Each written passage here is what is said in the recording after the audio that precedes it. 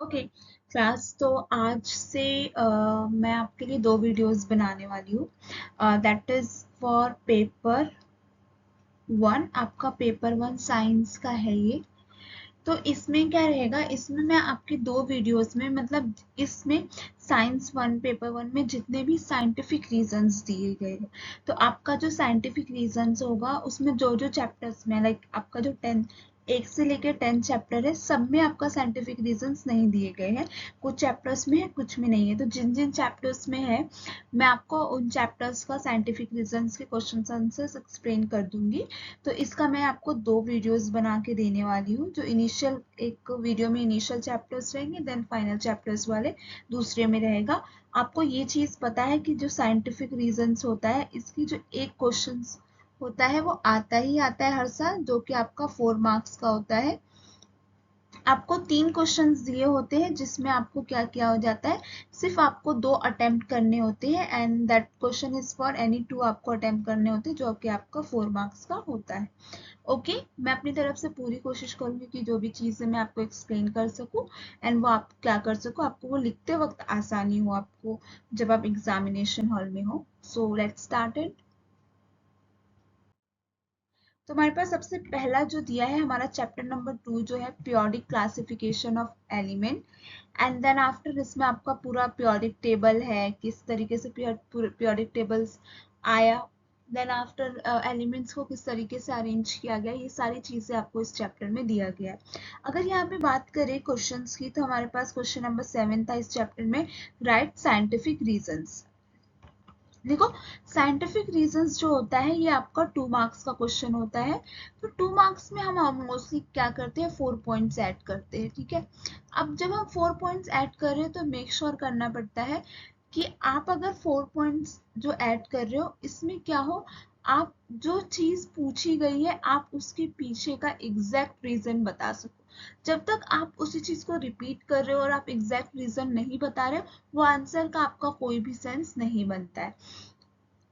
ठीक है, अब यहाँ पे अगर यहाँ पे इस आंसर में आपने देखा होगा कि 2 पॉइंट्स में दिया गया है, बट पॉइंट्स इट सफिशिएंट इतना दिया गया है कि आपको रीजंस वगैरह दे दिया जाए, तो यहाँ उसको 2 पॉइंट्स में भी एक्सप्लेन किया गया है। That's also okay. Okay, let's हम क्वेश्चन से स्टार्ट करते हैं। तो क्वेश्चन क्या दिया गया है, atomic radius goes decreasing while going from left to right in period. अब देखो, हम जो पीरियोडिक टेबल का स्ट्रक्चर देखते हैं, तो हमारे पास ग्रुप होता है और क्या होता है, एक तो ग्रुप होता है जो आपका होता है 1 से 18 ग्रुप, जो कि इस तरीके से आपको ये अरेंजमेंट्स दिख रही है, इस तरीके से आपका ये क्या है, ग्रुप्स है। एंड आफ्टर आपका क्या होता है, पीरियड जो आपको दिख रहा है 1 2 3 4 5 6 7, इस तरीके से पूरा क्या हो जाता है, आपका 7 पीरियड होता है और 18 कितना होता है, ग्रुप होता है। ठीक है, इस तरीके से आपके पीरियोडिक टेबल को अरेंज किया गया है। अब यहाँ पे बात करते हैं, क्या बोला गया है, पीरियड जो है किस में जाते वक्त, लेफ्ट से राइट की तरफ जाते वक्त। तो अब हम क्या देख रहे हैं कि हमारा ये यहाँ पे क्या दिया गया है, इस तरीके से हमारी ग्रुपिंग दी गई है और पीरियड किस तरीके से, इस तरह। तो अब यहाँ पे बात किया जा रहा है ये लेफ्ट से राइट की तरफ जाते वक्त, मतलब ये कैसे जा रहा है, यहाँ से स्टार्ट हो रहा है, इस तरीके से लेफ्ट से राइट की तरफ जाते वक्त क्या दिया गया है यहाँ पे क्वेश्चन में, क्या कर रहा है, atomic radius goes decrease, atomic radius decrease हो रहा है। बट यहाँ पे अगर हम बात करें तो यहाँ पे इस तरीके से जब लेफ्ट से राइट जाते तो हमारा एटॉमिक नंबर जो होता है वो क्या होता है, एटॉमिक नंबर इंक्रीज हो रहा है। और क्वेश्चन में पूछा है कि यहाँ पे एटॉमिक रेडियस जो होता है वो क्या हो जाता है, डिक्रीज हो रहा है। ठीक है, तो हमें इसमें एक्सप्लेन क्यों क्या करना है कि एटॉमिक रेडियस क्यों डिक्रीज हो रहा है। अब यहाँ पे बात करें तो हम किसी भी एलिमेंट को अगर हम शो करते हैं तो हम किस तरीके से यहाँ करते हैं, इस तरीके से ऑर्बिट बना के शो करते हैं। और ये आपका क्या होता है, आपका ये ऑर्बिट में शेल होता है, ये ऑर्बिट या शेल जो भी कह दो आपको, यहाँ पे होता है। इसके अलावा यहाँ पे आपका first shell, second shell and third shell. तो अभी हमारा रेडियस क्या हो जाता है, हम अभी पता है सेंटर से लेकर जो आपका एक लाइनिंग जाती है जिसे हम रेडियस कहते हैं। ठीक है, अब इसका आंसर यहाँ लिखेंगे तो क्या दिया है, in a periodic in period while going from left to right atomic radius goes decrease। यहाँ क्या बता रहा है, रेडियस डिक्रीज हो रहा है, while atomic number increase 1 by 1। आपको यही पता है एक हो गया यहाँ पे एटॉमिक नंबर आपका, क्या हो गया यहाँ पे, हाइड्रोजन एक है, फिर उसके बाद हीलियम दो हो गया।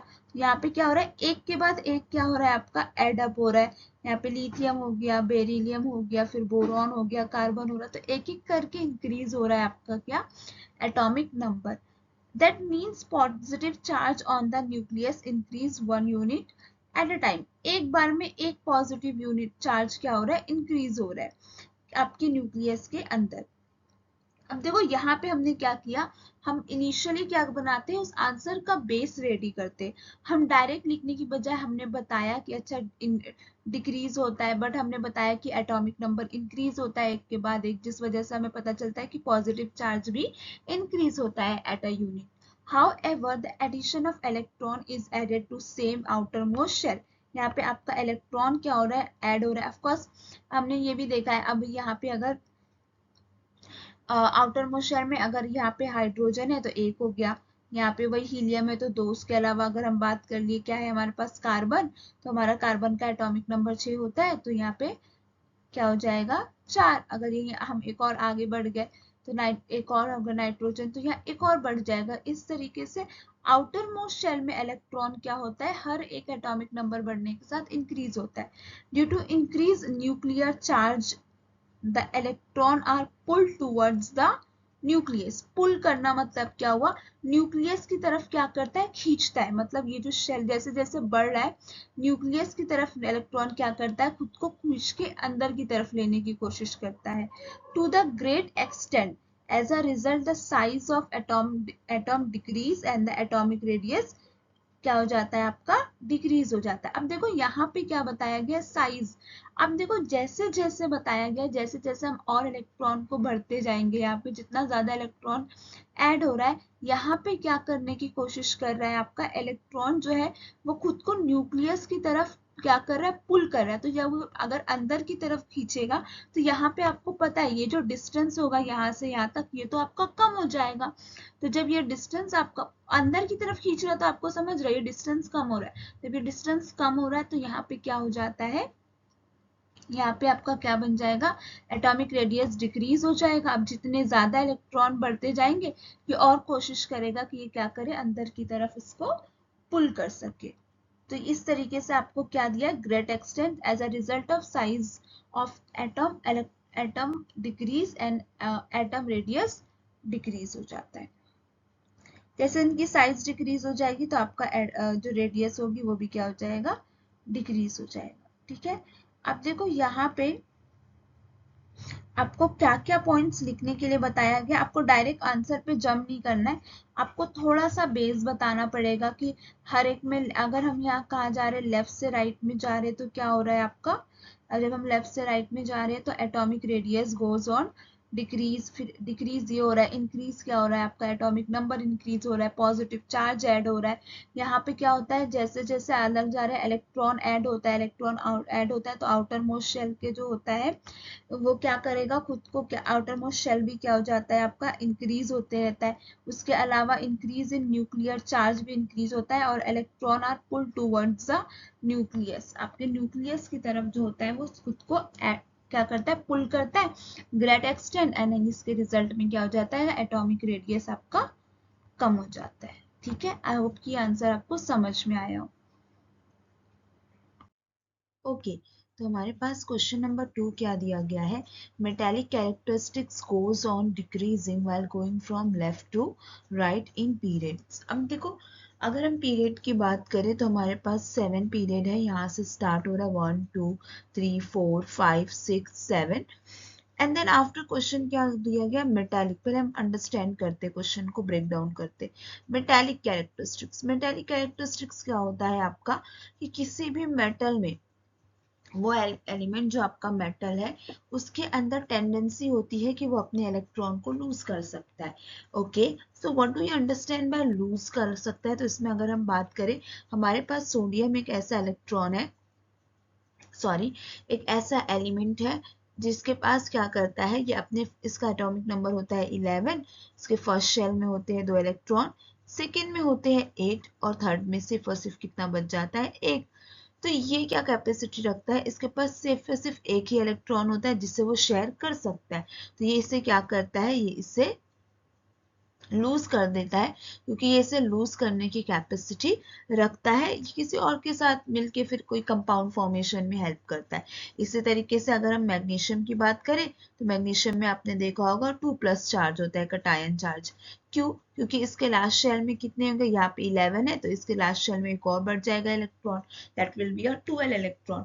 तो ये क्या कर सकता है, अपने दो इलेक्ट्रॉन को लूज करने की क्या कर सकता है, कैपेबिलिटी रखता है, टेंडेंसी रखता है। तो यहाँ पे इसके ऊपर जब ये लूज कर देगा तो इस पे 2 पॉजिटिव चार्ज आ जाता है। अब ये बताया गया है कि ये जो मेटालिक कैरेक्टर्स है जिसमें ये अपने इलेक्ट्रॉन को लॉस कर रहे हो, यही मेन कैरेक्टर क्या हो जा रहा है, कम होते जाता है। किसमें कम हो रहा है, जब हम लेफ्ट से राइट की तरफ जा रहे हैं इन पीरियड। अब देखो बच्चों, इसको ये आपको क्या दिया गया, आपको इसको साइंटिफिक रीजंस बताना है। इसके पीछे का रीजन क्या है, क्यों ऐसा होता है कि कैरेक्टरिस्टिक्स कम होते जा रहे हैं। ओके, सो देखो पहले, सबसे पहले थोड़ा सा बेस आपको बताना पड़ेगा कि metal have to tendency to lose valence electron from cut to form a cation. Cation मतलब यहाँ पे अगर इनको पॉजिटिव चार्ज फॉर्म करना है तो वो अपने इलेक्ट्रॉन को लूज कर देते हैं। और इस टेंडेंसी ऑफ एलिमेंट को हम क्या कहते हैं, मेटेलिक कैरेक्टर ऑफ एलिमेंट। मतलब एक एलिमेंट जिसके पास क्या है, कैपेसिटी है to lose their electron, we call them as the metallic character. Okay, इतना समझा सबको।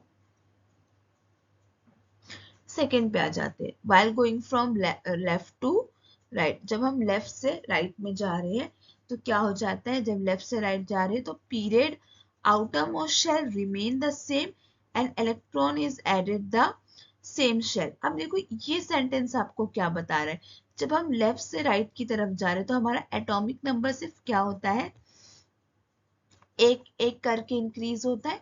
और हमारे सिर्फ और सिर्फ एक ऑर्बिट में क्या करने की कैपेसिटी है, मतलब एक ऑर्बिट में हम 8 इलेक्ट्रॉन्स रख सकते हैं। मतलब क्या हो गया, यहाँ पे 2 इलेक्ट्रॉन आ जाते हैं आपके और यहाँ पे आपका पूरा आ जाता है 8। तो यहाँ पे मिलाए तो यहाँ पे 10 एटॉमिक नंबर 10 तक का तो हम इसी 2 ऑर्बिट में क्या कर सकते हैं, अपने एलिमेंट को शो कर सकते हैं। उसके अलावा, इसके अलावा यहाँ पे आ गया फिर आपका ये तीसरा, जिसमें आपका कितना आ सकता है, 18 आ सकता है। तो अगर हम लेफ्ट से राइट में जा रहे हैं तो हमारा जो शेल होता है वो सेम रहता है, मतलब शेल ज्यादा बड़ा नहीं होता, सेम रहता है। इस वजह से क्या हो जाता है, आपका इलेक्ट्रॉन क्या करता है, खुद को क्या करता है, न्यूक्लियस की तरफ पुल करने की कोशिश करता है। और जब ये खुद को पुल करने की कोशिश करता है तो आपका जो रेडियस होता है वो क्या हो जाता है, रेडियस जो होता है वो कम होता है। ठीक है, there is a positive charge on the nucleus goes on increase while atomic radius क्या होता है, decrease होता है। and the effective nuclear charges goes on increase। अब charges इन पे increase हो रहा है as the tendency of atom to lose electron decrease। अब देखो जितना ज्यादा इसमें आपका क्या आएगा, इलेक्ट्रॉन ऐड होते जाएगा, जितना ज्यादा इलेक्ट्रॉन ऐड हो जाएगा उस कंडीशन में आपको इलेक्ट्रॉन को लूज करने की टेंडेंसी कम हो जाएगी। तो इस कंडीशन में क्या होगा, लूज करने की टेंडेंसी कम हो जाएगी। इसका क्या मतलब हो गया, अगर आउटर मोस्ट शेल में एक इलेक्ट्रॉन है तो 2 इलेक्ट्रॉन है, 3 इलेक्ट्रॉन है, तो इस कंडीशन में एलिमेंट क्या करेगा, अपने इलेक्ट्रॉन को लूज कर सकता है। लेकिन यहाँ पे अगर 4 है, 5 है, 6 है, 7 है, तो ऐसी कंडीशन में इंस्टेंट ऑफ शेयर करने के कोई भी एलिमेंट गेन करना चाहता है। ठीक है, सेम देखो जब सोडियम होता है तो यहाँ पे हम क्या करें, लॉस कर देते, लेकिन यहीं पे क्लोरीन होता है तो इस कंडीशन में हम लूज नहीं करते इलेक्ट्रॉन को, जबकि हम कोशिश करते हैं कि हम क्या करें, गेन कर ले, ताकि हमारे पास जो एक इलेक्ट्रॉन की कमी है वो भी क्या हो जाए, पूरी हो जाए। तो जैसे जैसे आपका एटॉमिक नंबर बढ़ते जाता है पीरियड में, हम क्या करते हैं, लूज करने की जो कैरेक्टरिस्टिक्स है, जो तो आपको मेटेलिक कैरेक्टरिस्टिक्स बोला गया है, वो आपका धीरे धीरे डिक्रीज होते जाता है। सेम आपको बस यही चीज बताई गई है। ऑफ कोर्स कोई भी एलिमेंट, अगर किसी के पास एक इलेक्ट्रॉन है और किसी के पास 6 to 7 इलेक्ट्रॉन है, तो जिसके पास एक इलेक्ट्रॉन है वो क्या करेगा, जिसके पास एक इलेक्ट्रॉन है वो सोचेगा चलो मैं शेयर कर देता हूँ, लेकिन जिसके पास 7 है वो शेयर नहीं करेगा, वो सोचेगा मैं किसी को एक को गेन कर लेता हूँ और अपना ऑक्टेट पूरा कर लेता हूँ। तो ये सेम कंडीशन कौन फॉलो करता है, आपका क्लोरीन फॉलो करता है। ओके, आई होप कि आपको ये समझ में आया होगा। आपको मेटालिक कैरेक्टरिस्टिक समझ होना चाहिए, पीरियड क्या होता है और लेफ्ट से राइट क्या होता है, तो आप इस आंसर को लिख सकते हो।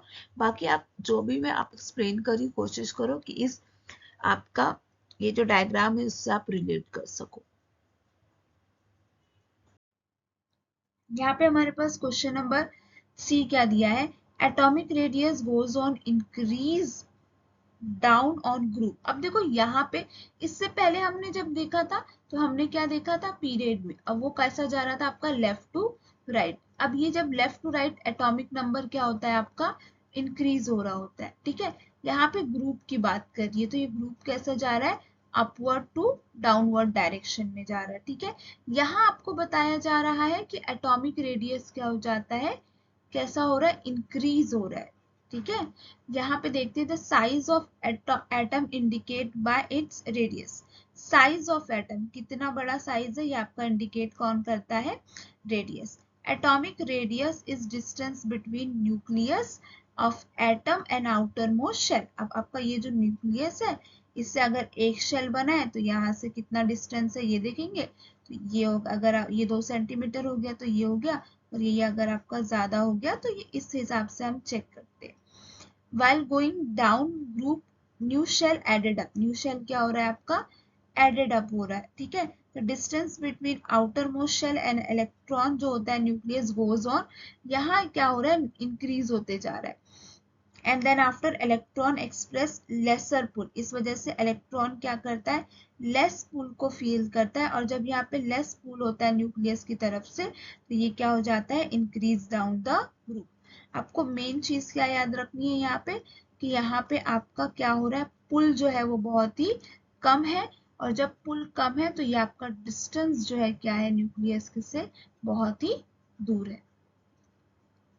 तो ग्रुप में क्या देखा हमने, ग्रुप में आपका इंक्रीज हो रहा है कौन, एटॉमिक रेडियस, और पीरियड में क्या हो रहा है वो डिक्रीज हो रहा है। Okay, so now let's move to next question. Okay, तो ये भी काफी इंटरेस्टिंग क्वेश्चन है, क्या दिया है, element belong to same group have the same valency. Okay, group 1, group 2, group 3, group 4। अब इसमें हम एक बार क्या करते हैं, ये क्वेश्चन को सॉल्व करके भी देख लेते हैं। जैसे हमारे पास है लिथियम, हमारे पास है सोडियम, ये सेम ग्रुप से बिलोंग करते हैं, इस तरीके से देखेंगे तो अब यहाँ पे हमारे पास एटॉमिक नंबर 3 है, यहाँ पे एटॉमिक नंबर कितना है, ये आपका 11, यहाँ पोटेशियम को भी ले लेते हैं, एटॉमिक नंबर है 19। अब अगर हम देखें तो इसमें फर्स्ट शेल में कितना आएगा, एक आपका 2 इलेक्ट्रॉन आ गया, और दूसरे शेल में कितना आ जाएगा, एक, तो इसकी वैलेंसी 1 हो गई। यहाँ पे देखें तो 2, 8, 1, 11 और 19 है, 2, 8, 10 और यहाँ पे 8, 18 और ये हो गया 1। तो यहाँ पे आप वैलेंसी देखेंगे तो कितनी है सबकी, एक ही है। कौन से क्वेश्चन बात कर रहे हैं, हम ग्रुप की बात कर रहे हैं, ठीक है। अब यहाँ पे हमें क्या बताना है, हमें इसको लिख के आंसर फॉर्म में बताना है, तो हमें क्या हो जाएगी, the valency of element is determined by the number of valence electron in the outermost shell। अब outermost shell में क्या दिया है, आप किस बेसिस पे पता कर सकते हो वैलेंसी कितनी है एलिमेंट की, तो outermost shell में आपका कितना प्रेजेंट है इलेक्ट्रॉन, तो तीनों में हम जितने भी देखेंगे सब में एक ही था outermost shell में। all element in the group have the same number of valence electron, मतलब अभी यहाँ पे देखो सेम हमने अभी देखा, इसमें भी एक है लास्ट शेल में, इसमें भी एक ही बचा है, इसमें भी एक ही इलेक्ट्रॉन बचा है, तो इसकी वैलेंसी कितनी हो जाएगी, एक। therefore element in the same group should have to the same valency। For example, in the group 1 contain only one valence electron, in the valency of element group 1 is 1। Similarly group 2 कितनी है, 2 है। अब देखो अगर यहाँ पे group 2 की बात करें तो हमारे पास ग्रुप 2 में क्या दिया है, मैग्नीशियम दिया गया है, और उसके अलावा हमारे पास और क्या क्या है, यहाँ पे आपको कैल्शियम भी दिया गया। अब चलो मैग्नीशियम का अगर एग्जांपल देख लूं मैं, तो अगर मैं बात करें कि ग्रुप 2 का, अब वैलेंसी की बात करी, वैलेंसी किस बेसिस पे हम डिवाइड करते हैं कि आउटर मोस्ट शेल में कितने इलेक्ट्रॉन प्रेजेंट है। अब इसको हम किस बेसिस पे दिखते हैं कि अगर मैग्नीशियम एटॉमिक नंबर 12 है तो फर्स्ट शेल में 2 इलेक्ट्रॉन हो गए, दूसरे में 8 हो गए, ठीक है, 10 हो गया, और यहाँ पे 11 12, तो लास्ट शेल में कितने इलेक्ट्रॉन बचे हैं, 2, तो ये कितना हो जाएगा आपका, फर्स्ट में 2 8, और ये कितना हो जाएगा 2, ठीक है।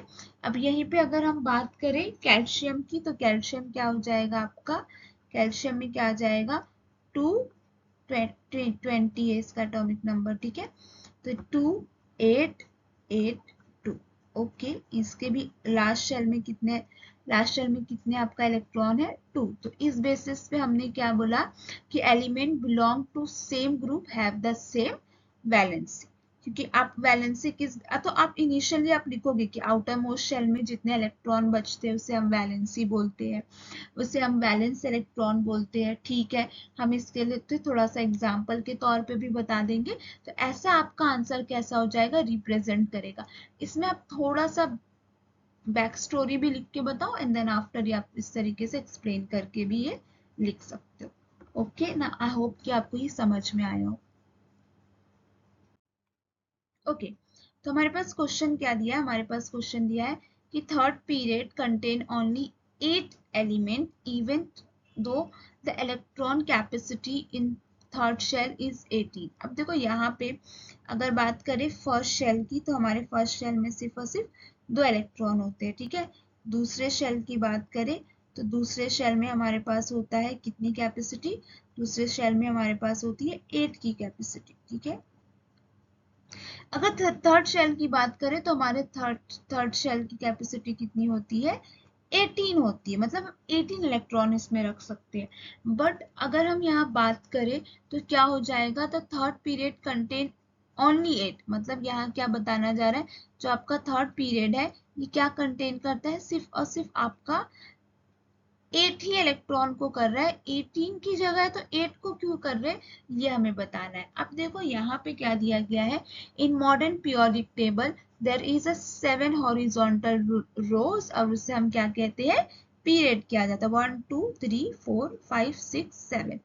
In period element arrange in the increasing order, increasing मतलब आपको पता है कि कैसे एक के बाद एक एटॉमिक नंबर यहाँ इंक्रीज होते जा रहा है, ठीक है, in the atomic number. The third row contain 8 element and that has a capacity of 18। अच्छा ठीक है, यही हमको बताना है। देखो यहाँ पे बच्चों हमेशा ये आंसर लिखते वक्त थोड़ा सा बेस बना के लिखो, ताकि वो आंसर आपका क्या हो, ऐसा ना हो कि आप डायरेक्ट क्वेश्चन आंसर लिखते ही आपने धनाधन आंसर लिखे, थोड़ा सा बेस बनाओ इसका।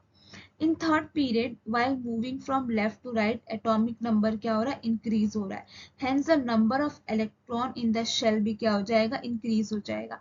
The number of element present in the third period is decided on the basis of electronic configuration in the octet rule। Okay तो यहाँ पे हमारे पास एलिमेंट क्या क्या क्या है, magnesium sorry sodium, magnesium, aluminium, silicon, phosphate, sulphur, chlorine और argon. अब argon is a last element in the third period and that capacity to maximum 18 electron. Its octet of the electron completed as the argon belong to zero group, the third shell containing 18 group। अब देखो यहाँ पे क्या दिया जाता है, यहाँ पे कैसा हो जाता है ना, ऑक्टेट रूल का क्या मतलब हुआ कि अभी आपका फर्स्ट शेल जो होता है वो क्या बनाता है, आपका 2 इलेक्ट्रॉन रखने की कैपेसिटी है, तो ये क्या फॉर्म करता है आपका ड्यूप्लेट, ठीक है। अब ये ड्यूप्लेट कंटेन कर दिया तो ये आपका ऑर्बिट बैलेंस क्या हो गया, स्टेबल हो गया। सेकेंड में देखो, सेकेंड में क्या हो जाता है आपका, यहाँ पे कैपेसिटी होती है 8 की, तो अगर यहाँ पे एक इलेक्ट्रॉन आ गया तो ये क्या बन जाएगा आपका, स्टेबल हो जाएगा, ऑक्टेट फॉर्म कर लिया, ठीक है। अब यहाँ पे अगर हम देखेंगे तो हमारे पास, अगर हम देख रहे हैं तो ये हमारे पास एटॉमिक नंबर कितना है, क्लोरीन है अर्गॉन है, तो ये क्या हो सकता है, यहाँ पे अर्गॉन का एग्जाम्पल है जिसका 18 है, तो अगर हम बात करें फर्स्ट में 8, दूसरे में क्या दिया है दूसरे में 8 रहेगा, 10 हो गया, थर्ड में क्या आ जाएगा 8, तो ये पूरा आपका क्या फॉर्म कर लेगा, ऑक्टेट फॉर्म ये कर लेगा। ठीक है, यहाँ पे जब ये ऑक्टेट फॉर्म कर ले रहा है तो ये अपनी क्या कर रहा है, कैपेसिटी को कंप्लीट कर ले रहा है, जितनी इसकी जगह है उतना क्या कर रहा है, वो फिल कर ले रहा है। तो यहाँ पे आपका क्या फॉर्म होगा, यहाँ पे आपका क्या फॉर्म होगा, आपका यहाँ पे ऑक्टेट रूल कंप्लीट हो जाएगा। ये आपका किस बेसिस पे डिसाइड कर रहा है, ये आपका इलेक्ट्रॉनिक कॉन्फ़िगरेशन के बेसिस पे डिसाइड किया जाता है कि उनके पास उनकी कैपेसिटी 18 की है, बट वहां पे कितना हो रहा है आपका, सिर्फ और सिर्फ 8 ही इलेक्ट्रॉन को हम क्या कर रहे हैं, ऐड कर रहे हैं। ओके, तो अभी तक हमने कौन सा देखा, अभी तक हमने चैप्टर नंबर 2 के क्वेश्चंस देखे। Now from here we are gonna start from chapter number 3। In chapter number 3 chemical reaction and equation में we have the 4 question, and let's solve this question and try to understand how you can write down the answers, okay, with concepts also. अच्छा देखो यहाँ पे क्या दिया, when the gas is form heating limestone pass through the freshly prepared lime water, the lime water 10 turn milky. अच्छा देखो बच्चों यहाँ पे दिया क्या गया है, हमारे पास सबसे पहले दिया गया है कैल्शियम कार्बोनेट। ठीक है, when the gas is form on heating limestone, अब देखो उस आपका क्या दिया है, हीट कर रहे किसको, लाइमस्टोन को, फिर उसी प्रोसेस में आप क्या करोगे, इससे जो भी गैस रिलीज हो रहा है, अब देखो यहाँ पे मैं इसको अगर हीट कर दूं तो इससे मेरे पास क्या होगा, कैल्शियम कार्बोनेट, देखो यहाँ पे कैल्शियम ऑक्साइड, और आपका क्या बच जाएगा, CO2, ये फॉर्म हुआ है। इसी रिएक्शन को हम फर्दर आगे कर रहे हो, और यहाँ से जो आपका गैस रिलीज हो रहा है ये कार्बन डाइऑक्साइड है, उसको हम किसके साथ अटैच कर रहे हैं, उसको आप रिएक्ट करा रहे हो लाइम वाटर के साथ। तो लाइम वाटर क्या होता है, कैल्शियम हाइड्रो ऑक्साइड के साथ। तो आपका क्या बोला जा रहा है कि आपका जो सोल्यूशन है वो मिल्की हो जाएगा। तो यहाँ पे देखो बच्चों, ये हमारे पास कैल्शियम है, कैल्शियम हाइड्रोक्साइड है, कार्बन डाइऑक्साइड है। अब देखो यहाँ पे क्या फॉर्म होगा, ये आपका फॉर्म होगा कैल्शियम, CO2 है, और यहाँ पे कितना दिया है, दो ऑक्सीजन है, दो हाइड्रोजन है। ठीक है, तो यहाँ पे क्या हो जाएगा, आपका ये कैल्शियम जो है वो किसके साथ आ जाएगा, आपका ऑक्साइड के साथ आ जाएगा।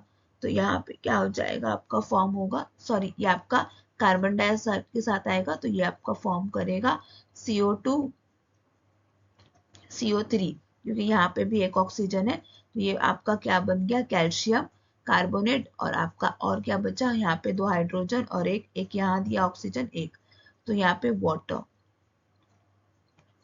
तो कैल्शियम कार्बोनेट और वाटर फॉर्म हो रहा है।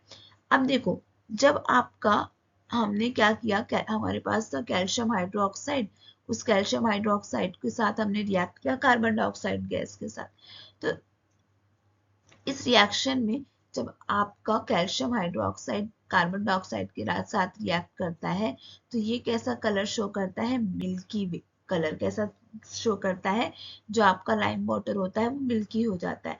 अब इसी चीज को सेम एक्सप्लेन किया, देखो सबसे पहले हमने किसको लिया, लाइमस्टोन, कैल्शियम कार्बोनेट, उसको हीट किया।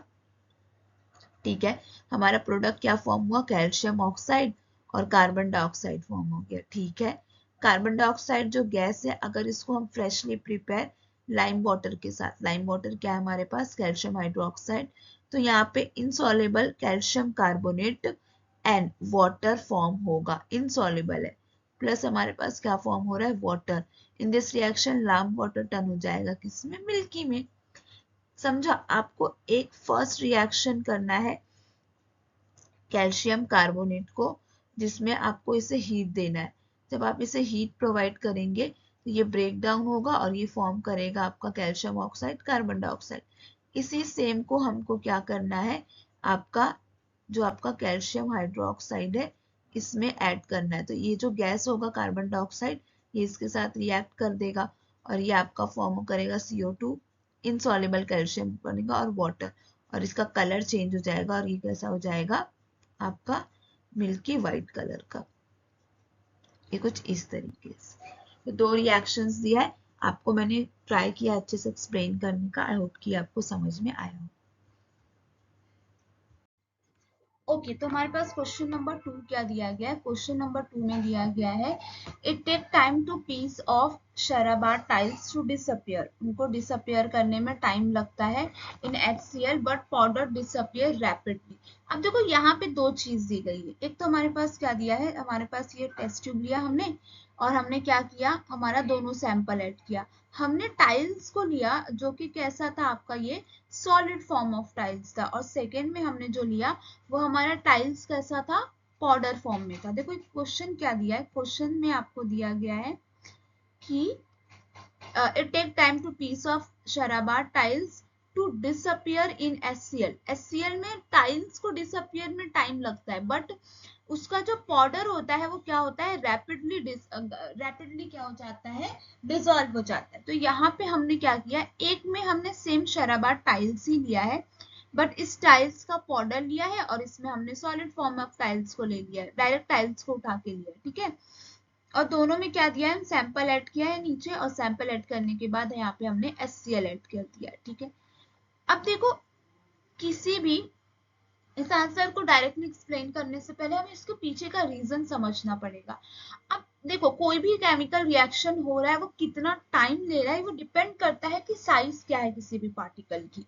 अगर रेट ऑफ रिएक्शन जो होता है वो डिपेंड करता है size of particle of reactant taking part in the reaction. Of course अगर हमारे पास अगर यहाँ पे क्या दिया गया है, अब ये टाइल्स जो सॉलिड फॉर्म में है और एक जो पाउडर फॉर्म में है, तो इन दोनों के बीच में साइजेस का डिफरेंसेस है। इस बेसिस पे वो केमिकल रिएक्शन का रेट भी क्या होगा, डिफरेंस होगा।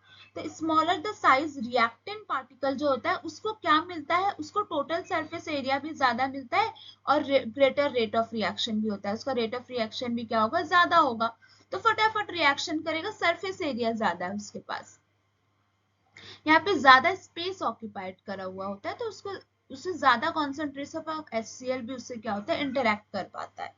अब देखो in the diluted HCl pieces of Shahabad tile carbon dioxide effervescence, effervescence मतलब इस तरीके से बबल फॉर्मेशन जो होता है of the tiles disappear slowly. ये जो आपका यहाँ पे वो आपका क्या बन गया है, कार्बन डाइऑक्साइड के एफरवेसेंस बने हैं, वो क्या होगा, आहिस्ते आहिस्ते स्लो स्लो डिसअपियर होगा। डिसअपियर होना मतलब गायब होना।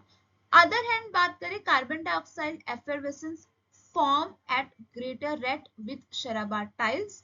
आपका क्या दिया है यहाँ पे, अदर हैंड कार्बन डाइऑक्साइड जो होता है वो एफरवेसेंस फॉर्म करता है ज्यादा विद शराबा टाइल्स पाउडर। यहाँ पे आपका क्या बताया गया है, कार्बन डाइऑक्साइड जो एफरवेसेंस फॉर्म करता है वो ज्यादा होता है एज कंपेयर टू आपका पीसेस में। इस वजह से ये क्या हो जाता है, रैपिडली डिसअपियर हो जाता है, ठीक है। तो यहाँ पे आपको समझा, यहाँ पे आपको पाउडर का बताना था, यहाँ पे आपको किसका बताना था, इसका आपका टाइल्स के पीसेस के बारे में बताना था। अब यहाँ पे एफरवेसेंस फॉर्म होता है एंड टाइल्स डिसअपियर स्लोली करता है, जबकि ये क्या करता है, कार्बन डाइऑक्साइड जो होता है फॉर्म करता है ग्रेटर रेट में और इस वजह से डिसअपियर भी क्या हो जाता है, ये रैपिडली हो जाता है। तो आपको आंसर लिखने में ये पॉइंट्स, ग्रेटर हुआ, स्लो हुआ, एफरवेसेंस फॉर्म हुआ, रेट ऑफ रिएक्शन पार्टिकल पर डिपेंड होता है, ये सारे पॉइंट्स आपको आंसर्स में ऐड करना जरूरी है।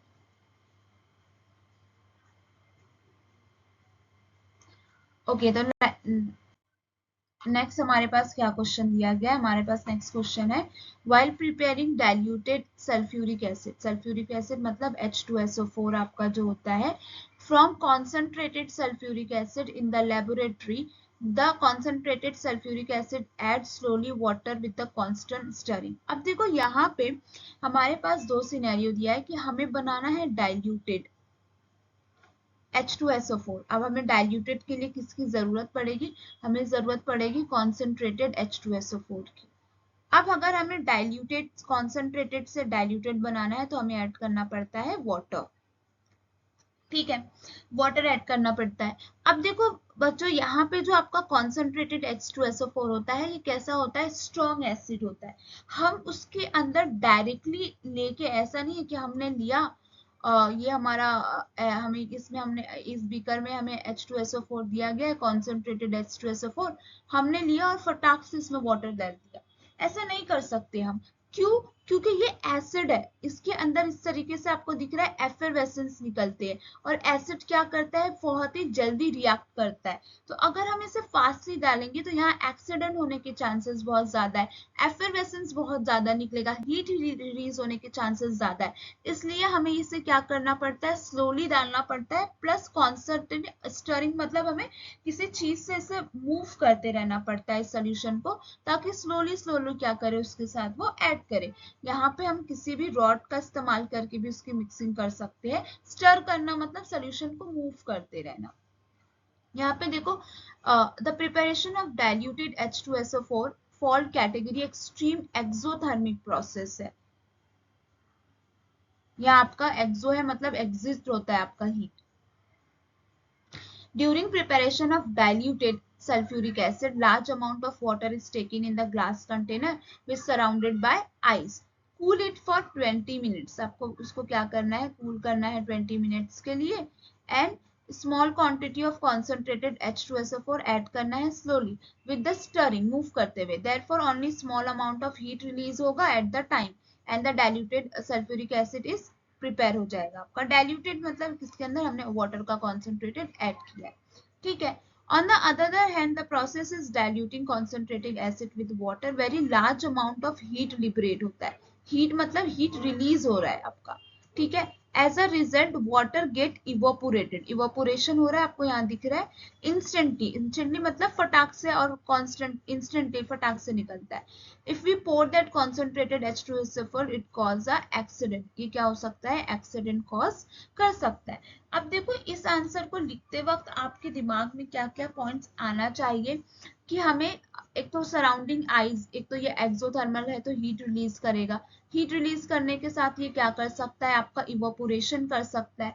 इसलिए हमें जरूरी है कि हम क्या करें, स्मॉल क्वांटिटी ऑफ क्या करें आपका, अगर हम क्या करें, अगर हमें स्लोली आहिस्ता आहिस्ता करेंगे इस प्रोसेस को, जिसमें वाटर भी हम जब ऐड कर रहे हैं तो वाटर को भी ऐड करते वक्त स्लोली ऐड करेंगे, and then after carefully add करेंगे, तो कोई भी इवोपोरेशन नहीं होगा, कोई भी हीट लिबरेट नहीं होगा ज्यादा लार्ज अमाउंट में, तो कोई भी एक्सीडेंट नहीं होगा। तो आपको ये सारे पॉइंट्स जो होंगे वो आपको एड अप करने पड़ेंगे, जिसमें आपको क्या करना पड़ता है, large amount of water taking container, surround कर देंगे उसको आइस से एंड 20 मिनट्स के लिए, फिर आपको स्मॉल कॉन्सेंट्रेटेड H2SO4 ऐड करना है with stirring, and small amount of heat जो होगा वो लिबरेट होगा, डाइल्यूटेड आज से आपका डाइल्यूटेड H2SO4 फॉर्म हो जाएगा, ठीक है।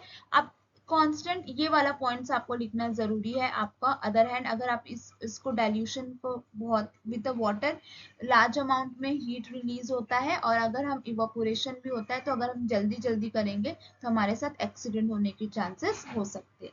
तो आप थोड़ा सा साइंटिफिक रीजंस लिख रहे हो तो पीछे बैकग्राउंड थोड़ा सा डालो, और फिर आपका जो रीजन है उसको भी ऐड करो।